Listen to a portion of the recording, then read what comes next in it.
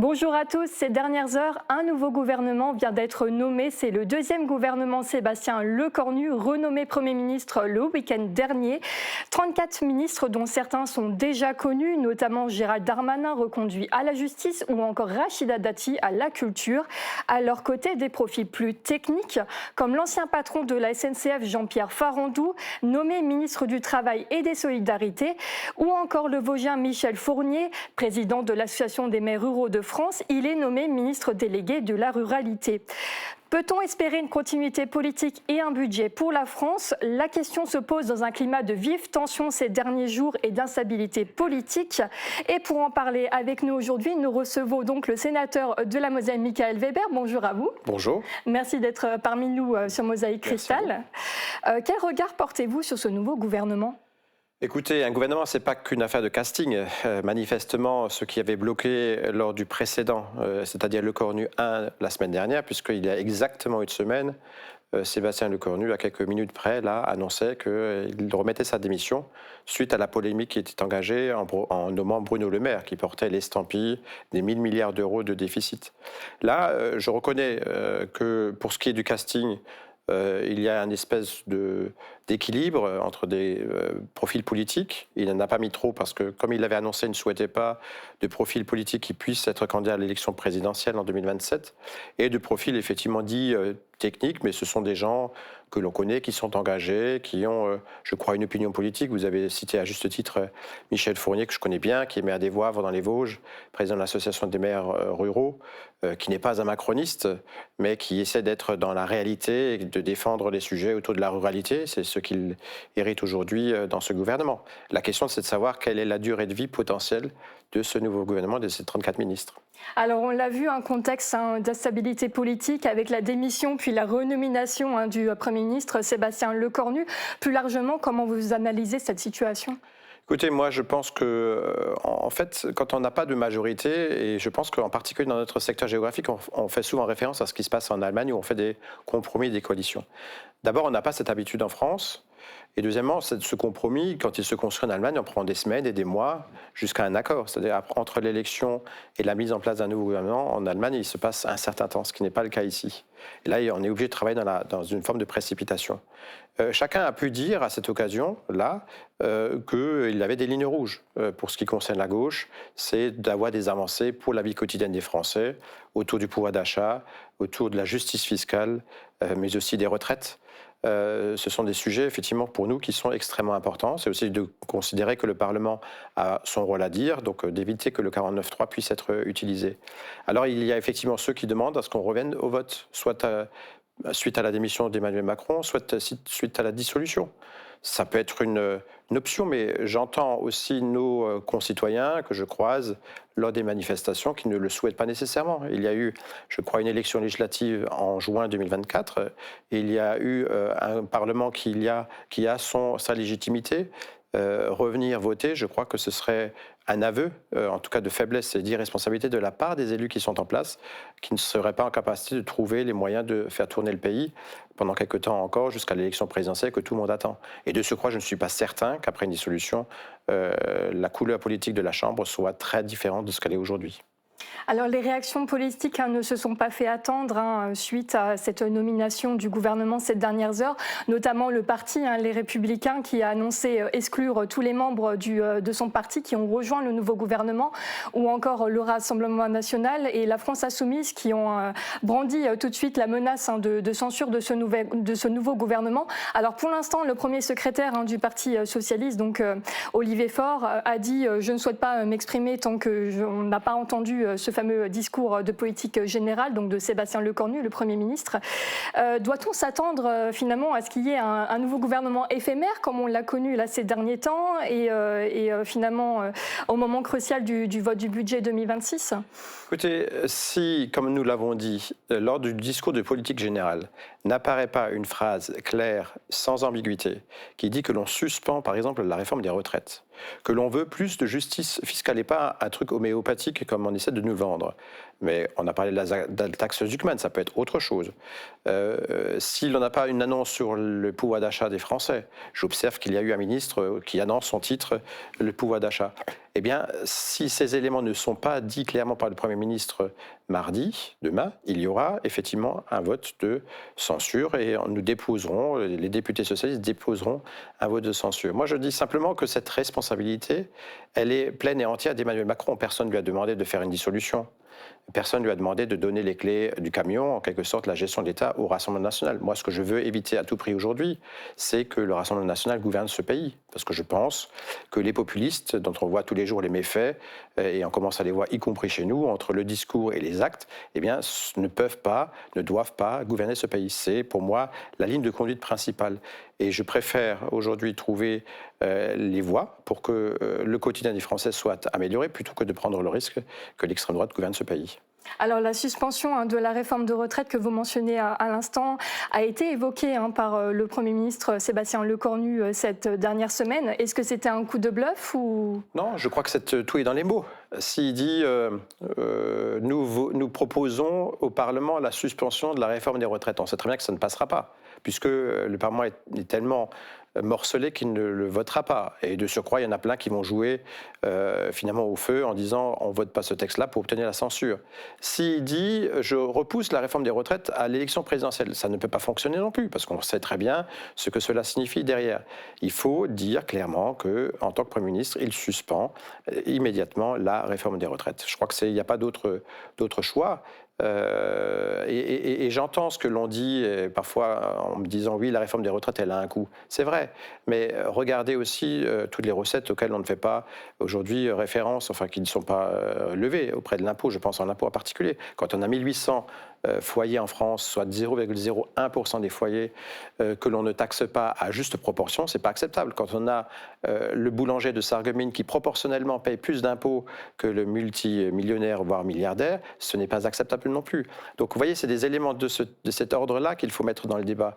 Moi, je ne suis pas un macroniste et je ne souhaite absolument pas que ce gouvernement, en quelque sorte, réussisse. Ce n'est pas le sujet. Moi, je souhaite que pour ce qui concerne du quotidien de nos concitoyens, il voit des améliorations face aux crises dans lesquelles nous sommes.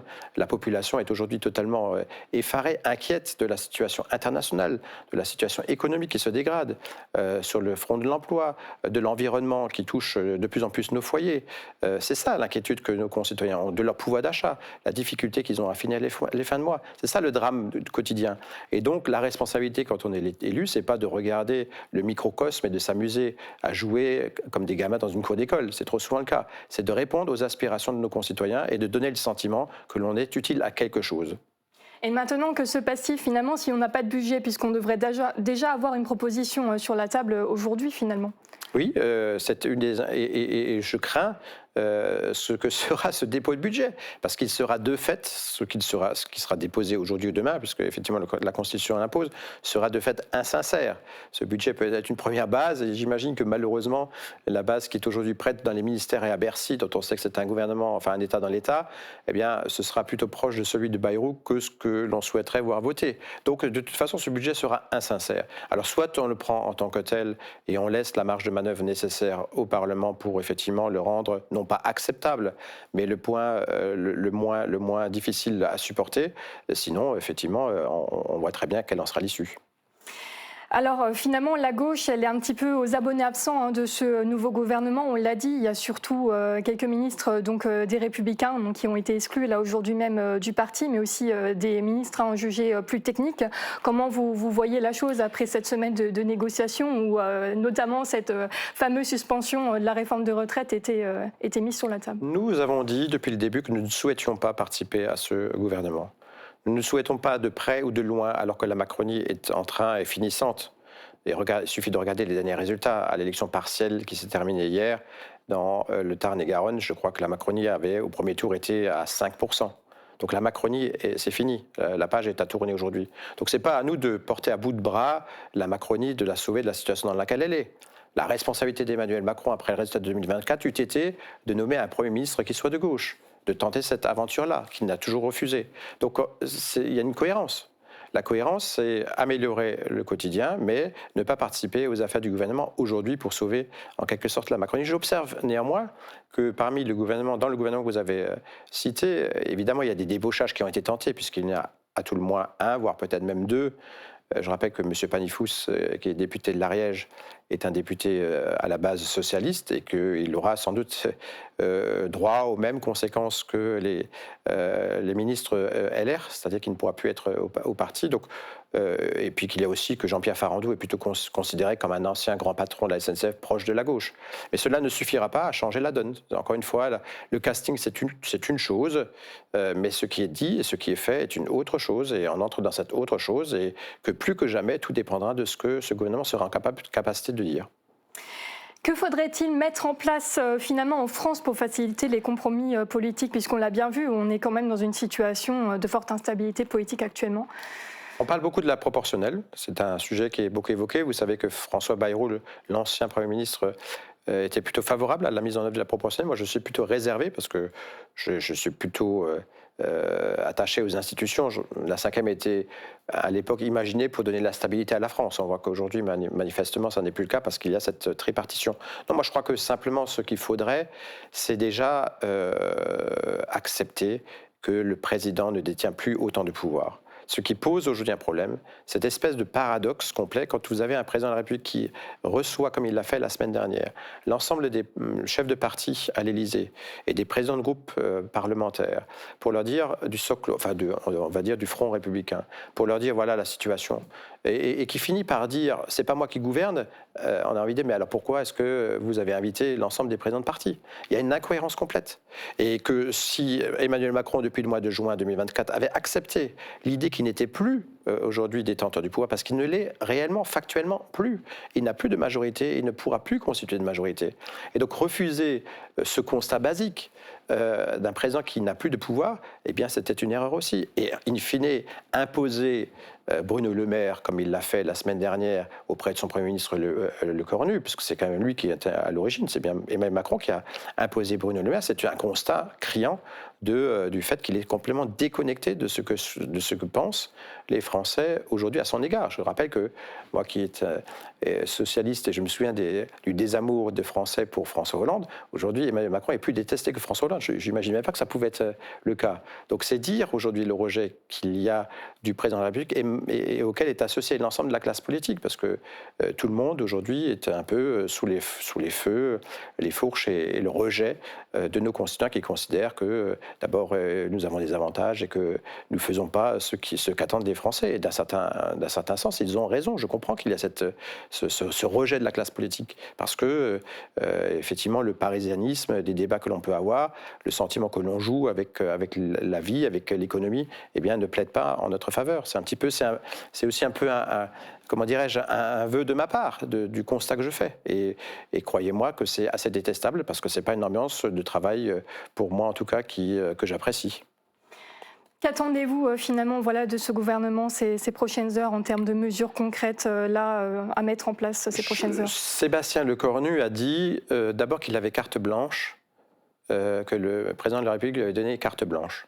Donc s'il a carte blanche, il faut qu'il regarde quelles sont les principales mesures qui, au moment de la campagne de 2024, étaient mises en œuvre à gauche, pour ce qui me concerne, sans doute aussi à droite, et qu'il puisse répondre à ses aspirations principales.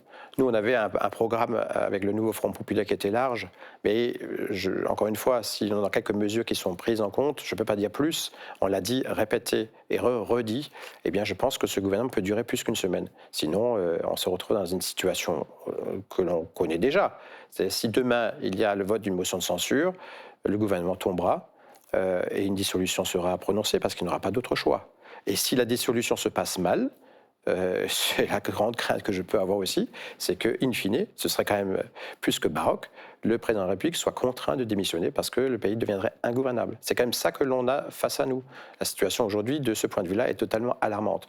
Donc, la responsabilité, encore une fois, pleine et entière de la situation dans laquelle on vit aujourd'hui, repose sur un président de la République qui doit laisser faire son Premier ministre, et un Premier ministre qui a, je crois, toute l'attitude aujourd'hui pour prendre en compte cette situation, de donner des gages aux uns et aux autres pour éviter que l'on ait une nouvelle dissolution, sinon elle aura lieu. Et elle ne nous fait pas peur. Je le dis aussi parce que j'entends parfois ce que l'on raconte. Le Parti socialiste en Moselle a d'ores et déjà désigné tous les candidats potentiels qu'il pourrait y avoir dans toutes les 9 circonscriptions de Moselle. Les fonds sont à disposition, le papier est commandé, que l'on ne s'inquiète pas, nous ferons campagne s'il le faut, et nous sommes prêts à le faire. Donc s'il y a des solutions demain, vous êtes prêt à mener campagne? On est prêt à mener campagne. Il y a évidemment un sujet sur le périmètre d'union de la gauche. Je n'ai jamais tenu particulièrement à l'union avec la France insoumise, c'est le moins que l'on puisse dire, et tout le monde le sait très bien. Et je n'y tiens pas plus aujourd'hui. Mais je pense, et c'est aussi les sondages qui le prouvent, les études d'opinion le montrent, que la gauche du gouvernement, je l'appellerais comme ça, qui peut aller du Parti communiste jusqu'au Parti socialiste, si elle était unie, aurait un résultat sans doute plutôt bon, parce que c'est ce que l'on observe. Moi, je plaide à cette union-là de la gauche pour gagner les élections. Mais en Moselle, on ne soutiendra pas des candidats de la France insoumise, parce que je pense que ce n'est pas non plus ce qu'attendent aujourd'hui nos concitoyens. Je pense qu'on a besoin plutôt de quelque chose qui soit d'une forme de sérénité, d'un programme qui soit un programme politique qui soit raisonnable, enfin en tout cas raisonnable, qui réponde aux aptitudes des gens avec des propositions qui tiennent la route. Et moi, j'appelle à ce que cette gauche-là, qui a toujours su faire preuve de responsabilité. Regardez, c'est quand même extraordinaire que dans une situation aussi forte que celle-ci, on parle autant du Parti socialiste. Combien de fois ai-je entendu « le Parti socialiste est mort », je pense que je l'ai même entendu ici sur ce plateau, on me demandait ce que je faisais encore dans ce parti. Et manifestement, comme ça a été le cas en 1997, comme ça a été le cas après la crise pétrolière dans les années 70, on s'est tourné vers le Parti socialiste. Et en tout cas, nous, on revendique à la fois cette équipe difficile de répondre aux difficultés auxquelles on fait face et de répondre aux attentes de nos concitoyens.